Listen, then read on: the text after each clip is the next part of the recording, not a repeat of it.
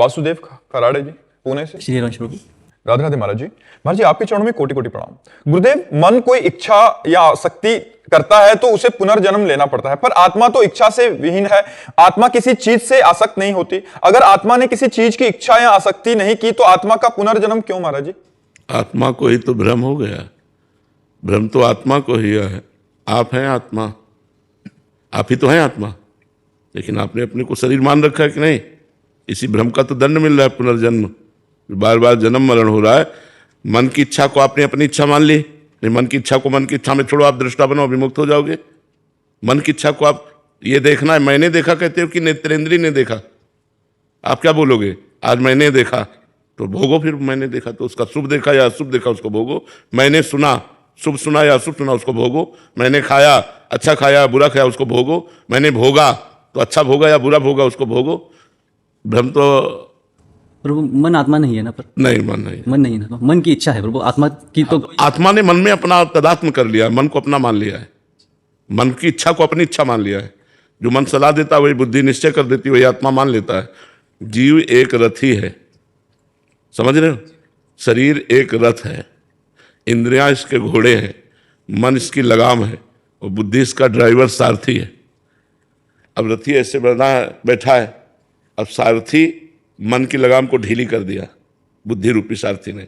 अब इंद्रिय रूपी घोड़े मतवाले होकर विषयों की तरफ भाग रहे हैं और रथी कुछ कर ही नहीं रहा। अगर वो अपने स्वरूप में आ जाए और सारथी को डांट लगा दे तो सब बात बन जाए। अब सारथी रथी के अनुसार नहीं चल रहा, मन के अनुसार चल रहा है, इसीलिए हमारी दुर्गति हो गई। तो विषयों का चिंतन करने वाला मन और इंद्रियां बंधन युक्त आत्मा, जबकि वो निर्विकार है, और भगवत चिंतन करने वाला मन और इंद्रियां मोक्ष को प्राप्त आत्मा। जब सैनिक हारते हैं तो हार किसकी होती है? राजा की होती है ना। हाँ, और सैनिक जीतते हैं तो विजय किसकी होती है? राजा की होती है। तो ये सैनिक अगर गंदे आचरण करें तो बंधन में कौन आया? वही सुअर बना, वही कुत्ता बना, वही नीच योनियों में, वही प्रेत योनियों में, अधम योनियों को प्राप्त हुआ निर्विकार सच्चिदानंद स्वरूप आत्मा। तो इनको ठीक करने के लिए मनुष्य जन्म मिला है कि हम इनको ठीक कर लें। इनमें हमारी आसक्ति हो गई है। आज मेरा मन कहता है ये खाना है, ये खाना है, लेकिन आज मैंने ये खाया, कहता मन है और खाया मैंने। तो अहंकार विमूढ़ आत्मा करता हम मन्यते, मैंने किया, मैंने खाया, करता और भोगता भाव, तुम मरो फिर भोगो। ये दुर्गति हो रही है अज्ञान के कारण। यद्यपि निर्लेप निर्विकार अचाह आप्त काम आत्मा है, लेकिन वो मन में तदात्म कर लिया। मन इंद्रियों में, इंद्रियां भोगों में, दुर्गति हो गई। इसीलिए तो शास्त्र स्वाध्याय सत्संग के द्वारा हम ज्ञान अर्जन करते हैं और गलत आचरणों से अपने मन इंद्रियों को बचाते हैं और भगवान के चिंतन में लगाते हैं। हम मुक्त होते चले जाते हैं। जिन जिन विषयों का त्याग होता गया उससे मुक्त हो गए। सर्व विषय त्यागी मोक्ष को प्राप्त हो गया। क्योंकि आत्मा मोक्ष स्वरूप ही है, उसे कभी बंधन प्राप्त हुआ ही नहीं, पर उसने भ्रम से अपने को बंधन में मान लिया। अब ये भ्रम जब तक, जैसे शरीर तुम नहीं हो, शरीर एक ढांचा है पांच भौतिक, लेकिन पूरा तदात्म है कि नहीं? मैं शरीर हूं। अब इस शरीर के द्वारा जो भी कर्म बनेंगे वो आत्मा को बंधन में डाल देंगे। यही आत्मा नाली का कीड़ा बन जाता है जाकर, यही देवता बन जाता है, यही भगवत स्वरूप हो जाता है। जैसे कर्म होते हैं वैसे भोगना पड़ा। और अगर इसके कर्ता और भोक्ता भाव खत्म हो जाए तो मोक्ष को प्राप्त हो जाएगा। इसीलिए साधना की जाती है। समझ में आया आपको बात? शेखर जी सहारनपुर से। राधे राधे महाराज जी। गुरुदेव भगवान श्री जी ने हमें जितनी संपत्ति, यश, मान, सम्मान दिया है, हमें उसमें सबर संतुष्टि क्यों नहीं हो पा रही? और ज्यादा कभी नहीं होगी, एकत्रित करने की इससे कभी नहीं होगी, कभी नहीं होगी। क्योंकि इसका नाम माया है। माया जो कभी तृप्त ना हो, चाहे जितना भोग लो। जैसे एक पुरुष पूरे विश्व की समस्त स्त्रियों से समस्त जौ धान्य और समस्त बैंक बैलेंस का स्वामी हो जाए तो भी उसे तृप्ति नहीं होगी। संतुष्टि कब आएगी जीवन में? भगवान के चरणों में जब हमारा चित्त, तो देखो केवट कह रहा है, जब भगवान के चरण पखाड़ रहा है तो कह रहा है, अब कछु नाथ ना चाहिए मोरे, दीन दयाल अनुग्रह तोरे, बहुत काल में कीन मंजूरी, आज दीन विधि भल सब बहुत काल से न जाने क्या क्या कर्म किए, आज विधान बन गया कि आपके चरण मिल गए, अब मुझे कुछ नहीं चाहिए। जब तक भगवान के चरण न मिलेंगे तब तक शांति नहीं। देखो, हम कई बार कहते हैं कि अगर एक अप्सरा उतर आवे स्वर्ग की तो ऋषि मुनियों के मन चंचल हो जाते हैं। जिन्होंने अपने मन को अधीन कर लिया है उनके मन चंचल हो जाते हैं। उनका स्वामी है देवराज इंद्र, स्वामी है समस्त अप्सराओं का, लेकिन उसका मन अप्सराओं से भी अतृप्त रहा और गौतम ऋषि की पत्नी अहिल्या से गलत आचरण किया जाके। इससे क्या समझ में आता है कि कभी भूख की पूर्ति भोगों की हो ही नहीं सकती, चाहे जहां चाहे जो हो। अगर तृप्ति हुई है तो भगवान के चरणों का आश्रय लेने से हुई। भगवान नाम जप करते करते जब तो हृदय से आ जाता है अब कछु ना चाहे, नहीं, ये सब झूठा है, ये सब झूठा है। देखो, आप लोग तो गृहस्थ में हैं, हर भोग भोगे हुए हैं। क्या आपका मन उन भोगों के लिए लालायित नहीं है? क्या मन ऐसा कहता है कि बस अब तृप्त हो गया? नहीं, फिर वही नई चाह, फिर वही नए ढंग से भोगने की चाह, फिर नए शरीर को भोगने की चाह, नए भोगों को भोगने, ये है।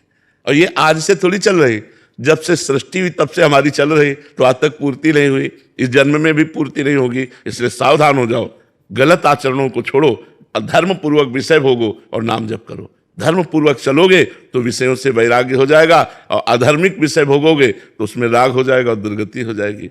जैसे आप एक नियम ले लो कि हम अपने धर्म की कमाई से ही उदर पोषण करेंगे, अपनी पत्नी से ही केवल अनुराग रखेंगे, कभी कोई पाप नहीं करेंगे, तो आपका मन भगवान की तरफ चलने लगेगा, भोगों से हटने लगेगा। और जब आप इधर उधर दृष्टि डाल के गलत आचरण, तो मन आपको फंसा देगा।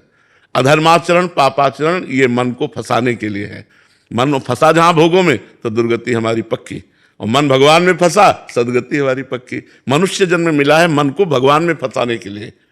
भोगों में तो बहुत योनियां हो गई, बहुत जन्म हो गए, तो तृप्ति कभी हो ही नहीं सकती, चाहे जितना हो। तृप्ति तो तभी हो सकती जब भगवान के चरण मिले, भगवान का नाम जप करो।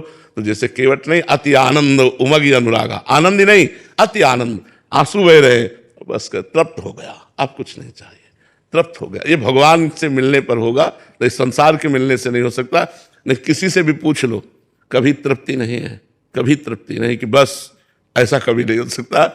आपकी मांग 1 लाख रुपया है तो उनकी 1 अरब रुपए की मांग है, उनकी 1 खरब रुपए की मांग है, वो बड़े भिखारी हैं। तो ये चाह कभी पूर्ति हो ही नहीं सकती, ये भगवान से जुड़कर ही पूर्ण हो सकती है। समझ पा रहे हैं आप? दीपक कुमार जी दिल्ली से। श्री हरिवंश गुरुदेव। पूज्य गुरुदेव, भक्तमाल ग्रंथ में अनेकों ऐसे प्रसंग हैं जिसमें भक्त संत समागम एवं संतों की सेवा में बहुत ज्यादा भाव रखते थे एवं अपना सब कुछ उनकी सेवा में अर्पण कर देते थे, जैसे पीपा जी एवं उनकी धर्मपत्नी सीता जी, महाराष्ट्र के राजा महिपति वराज जी की बेटी का प्रसंग आदि। क्या आज के युग में भी ऐसी निष्ठा रखने वाले भक्त हैं महाराज जी? बहुत कम है। जैसा देखा गया, एक दिन पीपा जी और सीता सहचरी जी चीदर चिदरानी जी के दर्शन करने के लिए गए। गृहस्थ भक्त थे। चीदर चिदरानी जी तो द्वारिका में भगवत साक्षात्कार के बाद वहां द्वारिका में महिमा सुनी। कुछ चीदर चिदरानी जी नाम के एक भक्त है, तो वहां गए। अब वो ऐसे महान भक्त थे कि सब कुछ उनका संत सेवा में जा चुका था, मतलब यहां तक कि खाने के लिए भोजन भी नहीं था। वो भगवत आश्रित निरंतर नाम जप, और एक वस्त्र चीदर जी के शरीर में फटा पुराना धोती और एक नया वस्त्र चिदरानी जी के शरीर में था। चीदर जी ने देखा पीपा जी और सीता सहचरी आई, बहुत ही एकदम विकल हो गए कि इतने बड़े महान संत हमारे पास आए। मिले, खूब आनंद से बैठे। चीदर जी घर गए अंदर और चिदरानी जी से कहा, आज संत विमुख जाएंगे, क्योंकि हमारे पास कुछ है नहीं, बाजार में कोई उधार देता नहीं, कुछ नहीं है जिसको हम बेच सके, क्या करें?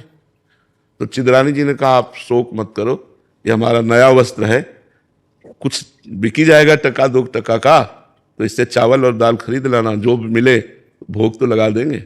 वो प्रसन्न हो गए।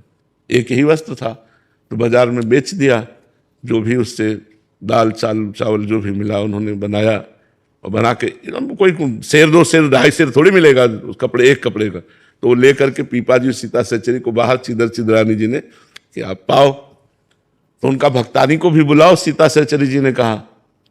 तो उनका नहीं, रहने दीजिए भक्तानी को आप, तो वो मैं लिवा के लाती हूँ।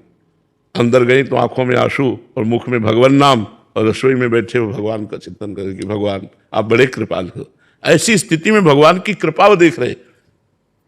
सीता सहचरी जी गई और उनका भक्त रानी, तो आप तो निर्वस्त्र हैं, तो उन्होंने आंख उठाई और कहा, हमने सुना था कि आपने द्वारिकाधीश का दर्शन किया है, तो हमारी आकांक्षा थी कि जब आप मिलोगी तो भगवान की रूप माधुरी का वर्णन करोगी। क्या इस नाशवान शरीर के विषय में प्रश्न किया? नंगा ही पैदा होगा, अगर नंगा ही मर जाए तो क्या फर्क पड़ता है? समझ गई घर की स्थिति देख करके कि ये वस्त्र बेच करके पीपा जी के पास गए और बोले कि हमें लग रहा था कि हम महान भक्त हैं, राजपाट छोड़ करके टाट पट्टी लगाकर भगवान का भजन करते हैं, लेकिन आज हमारा वो भी अभिमान दूर हो गया, क्योंकि हमसे महान भक्त निकले जिन्होंने हमारे स्वागत के लिए अपने तन का वस्त्र बेच दिया।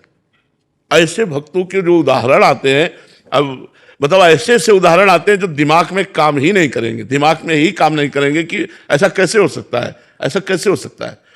एक अब सीता सहचरी जी महान भक्ता, एक वो जब जाती थी तो एक सामान लेने, तो एक दुकानदार गलत दृष्टि से, रानी थी, पहले रानी थी तो कोई साधारण थोड़ी अनुपम रूप, और फिर अब भजन में लगी थी तो और रूप प्रकाशित, तो गलत दृष्टि करता। वो अपनी दृष्टि से देख कर सब जीव हैं, अलग अलग चिंतन। एक दिन पीपा जी कहीं गए हुए थे और संत मंडली आ गई और कुछ था नहीं पवाने के लिए। सीता सहचरी जी ने सोचा आप क्या करें, तो उनको याद आया कि वो जो बनिया था वो गलत दृष्टि से देखता था। गई उसके पास और कहा आप हमारी तरफ आकर्षण की दृष्टि से देखते थे, आपका गलत विचार हमें लगा। तो पहले तो घबराया, तो कहा नहीं नहीं, मैं इसलिए पूछ रही हूँ कि अगर हमारे पास संत आए हैं और आप संतों के लिए भोजन की व्यवस्था कर देंगे तो आपकी जो इच्छा होगी वो मैं राजी हो जाऊंगी। आप तो वो घी चीनी सब सामान दे दिया, गए पकवान बनाया और अच्छे से संतों को पवाया। जब संत पा चुके तो उस समय पीपा जी आ गए। पीपा जी ने सीता सहचरी से पूछा हमारे पास तो कुछ था नहीं, संतों को क्या पवाया? तो उनका अपने को बेचकर। पीपा जी के आंसू आ गए। उन्होंने कहा धन्य है जो तुम्हारी जैसी हमको मित्र मिली, पत्नी मिली, अब बैठो हमारे कांधे पे, मैं तुम्हें ले चलूंगा उसके पास। और उसकी दुकान के पास गए, उतर गए और कहा जाओ। जे ही हो गई तो चरणों में लौट गया और कान पकड़ा और कहा गलती पड़ी, कभी हम ऐसी गलती दृष्टि से आपकी तरफ ने, आप जैसे मतलब उसको ज्ञान हो गया, क्योंकि उसका अन्न संतों के पेट में गया ना, तो उसकी बुद्धि पवित्र हो गई। वो चरणों में गिरा और कहा माता आप कभी ऐसी हो। ऐसे ऐसे चरित्र आते हैं भक्तों की, मतलब होश उड़ जाए। वो भक्तों को जितना प्यार किया संतों ने, उतना भगवान को भी नहीं किया। एक बार एक भक्त के घर में ठाकुर जी विराजमान थे। धीरे धीरे वो सब संत सेवा में लगता गया और संत जन आते गए जहां श्रद्धा देखते। तो कल के लिए कुछ नहीं था, तो भक्त ने ठाकुर जी से कहा, अष्ट धातु के थे, कहा कल अगर संत आ गए और व्यवस्था नहीं हुई तो हम आपको बाजार में बेच आएंगे, ध्यान रखना। संत भूखे नहीं जाएंगे, या तो आप व्यवस्था करो, लेकिन कल हम आपको बाजार में बेच आएंगे, ठाकुर जी से कहा। मतलब ठाकुर जी से भी बढ़कर संतों को प्यार, मोते अधिक संत कर लेखा। कलयुग है, मुझे लगता है होंगे, भगवान की सृष्टि है, पर ऐसे मतलब ऐसे बिरला ही कोई होगा, नहीं तो बहुत कठिन है, बहुत कठिन है। जो भक्तमाल में, जो रसिक अनन्यमाल में भक्तों के चरित्र में आता है, ऐसा कोई बिरला ही होगा जो संतों से ऐसा प्यार करे। नहीं तो, और जो संतों से प्यार कर ले गया वो भगवान को अधीन कर लेगा, वो भगवान को अधीन, क्योंकि भगवान के ही भाव से तो संतों से प्यार किया जाता है। तो संत भगवान की कृपा से मिलते हैं, अगर उनकी सेवा बन जाए तो भगवान की सेवा साक्षात बन गई। कहा जाता है कि भगवान को अगर पाते देखना है तो संतों को पवाओ, भगवान संतों के मुख से पाते हैं, भगवान संतों के मुख से पाते हैं। तो संतों की सेवा के जो भक्तमाल में उदाहरण है, होगी क्योंकि भगवान की सृष्टि है, होंगे ऐसे, पर बहुत बिरले होंगे, कोई ऐसे बकाया ऐसे नहीं होंगे। ऐसे दे देना कुछ वो बात अलग है, लेकिन प्राण न्यौछावर कर देना, सर्वस्व न्यौछावर कर देना, ये बहुत कठिन बात है। राम शरण जी, जय जय सीतार। राधे राधे महाराज जी। महाराज जी, माता पिता की भगवत भाव से सेवा करते हुए, गुरु कृपा से आजीवन अगर ब्रह्मचर्य का पालन करते हुए भजन करने वाले साधक भी क्या विरक्त माना जाता है या ग्रस्त? विरक्त ही माना जाएगा, विरक्ति माना जाएगा। विषयों से वास्तविक विरक्ति होना ही वैराग्य का मार्ग है। वो चाहे भेष गृहस्थ का हो, उससे कोई फर्क नहीं पड़ता है। भेष विरक्त है और विषयों से अनुराग रखता है तो पाखंडी है। बिन विवेक वैराग्य भक्ति बिनु सत्य न एको मानो, भगवत विमुख कपट चतुराई सो पाखंड नहीं जानो। भगवत ऋषि जी कह रहे विवेक और वैराग्य और भक्ति से युक्त हृदय है सो तो सत्य है। अगर विवेक वैराग्य और भक्ति नहीं तो पाखंडी है कोई भी हो। तो बात विषयों से वैराग्य की है, बात भगवत तत्व के ज्ञान से है, बात भगवान के अनुराग की है। अगर एक गृहस्थ में आता तो वो महात्मा है। भगवान ने कहीं भी वेश का वर्णन नहीं किया गीता जी में, भगवान ने लक्षणों का वर्णन किया है। कह रहे वासुदेवा सर्वमित सा महात्मा सुदुर्लभा। महात्मा कौन है? जो सबको भगवान का स्वरूप समझता है। जो जितेंद्री है, जो मनोनिग्रही है, जो भगवत भक्ति करता है, वो महात्मा ही है, चाहे गृहस्थ हो चाहे विरक्त हो। बात समझ में आई? गीतांशु जी सहारनपुर। राधे राधे।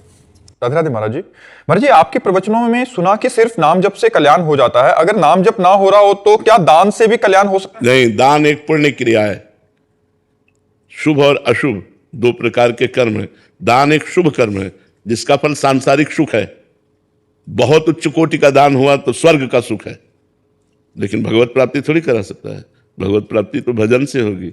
बारी मथे घृत होए बरु, सिकताते बरु तेल, और बिनु हरि भजन न भवतरी, या सिद्धांत अपेल। ये अटल सिद्धांत है। जब तक नाम जप नहीं करोगे तब तक संसार से मुक्त नहीं हो सकते।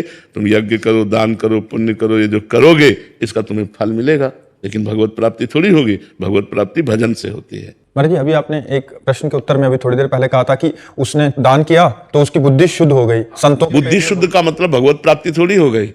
और जो काम भाव से देख रहा था सीता सहचरी को, तो उसकी बुद्धि शुद्ध हो गई, वो मात्र भाव से देखने लगा, लेकिन भगवत प्राप्ति की थोड़ी बात हो गई। तो क्या महाराज जी उससे उसको संतों का संग और उसके हाँ, आगे की अब संतों का संग करके भजन करेगा तो भगवत प्राप्ति हो जाएगी। मतलब सोपान बन सकता है। हाँ, प्रथम भगति संतन कर संगा, इसीलिए कहा है प्रथम भगति संतन कर संगा, दूसर ममरत कथा प्रसंगा। भगवान के चरणों के जो प्रेमी संत जन हैं उनका संग करना प्रथम सोपान है। हमारी बुद्धि शुद्ध होती है, फिर आगे जब हम बढ़ते चले जाते हैं तो भगवान के भजन में रति हो जाती है और हमारा कल्याण हो जाता है। जैसे इन्होंने लिखा है दान से कल्याण, तो यात्रा के अंतर्गत में अगर ऐसा करेंगे तो संत संग होगा या बुद्धि? हाँ, जैसे आपने बहुत सुकृत किए तो लिखा है पुण्य पुंज बिन मिले ही न संता। तो उसका सोपान हाँ, आप बहुत अच्छा पुण्य किए तो आपको संतों का संग मिलेगा, सत्संग से भजन में रुचि होगी और भजन से कल्याण। अच्छा, यात्रा ये। हाँ, भजन से परम कल्याण होगा। अगर दान पुण्य से होता तो बड़े बड़े धनी लोग ना दान करके भगवान को खरीद लेते, भगवान के धाम में भी पास बनवा लेते। नहीं, वो तो है नहीं। उसमें तो सर्वस्व त्याग कर भगवान से भजन करना, अंदर से अकिंचन होकर भगवान का भजन करना, तब भगवत प्राप्ति होती है। प्रज्ञा जी यूएसए से। राधे राधे। राधे राधे महाराज जी। महाराज जी, मैं प्रिया लाल की हूँ और गुरुदेव भगवान आपकी और इष्ट की कृपा से इसी जन्म में मुझे भगवान की प्राप्ति होगी। क्या मुझसे निकुंज में अगर कोई ऐसी गलती हो जाए जिसके कारण? नहीं, वहां गलती ही नहीं होती, गलती ही नहीं होती। वहां ऐसा जो स्वरूप मिलता है उसमें गलती के चांस नहीं होते। चांस ही नहीं है, चांस ही नहीं है। मतलब गलती के चांस पांच भौतिक शरीर में है, चिदानंद शरीर में गलती के चांस, जो मान लो सहचरी वपु है, गोपी वपु है, सखा वपु है, भगवान का जो ये दिव्य वपु है, इनमें चांस ही नहीं है, गलती का कोई चांस ही नहीं है। प्रियालाल के मन मन की रुचि जानने है विधि अनुसार है। जो प्रियालाल के मन में चलता है वही सहचरी के मन में चलता है। वो मन की रुचि देख करके सेवा करती तो गलती का कोई सवाल ही नहीं होता।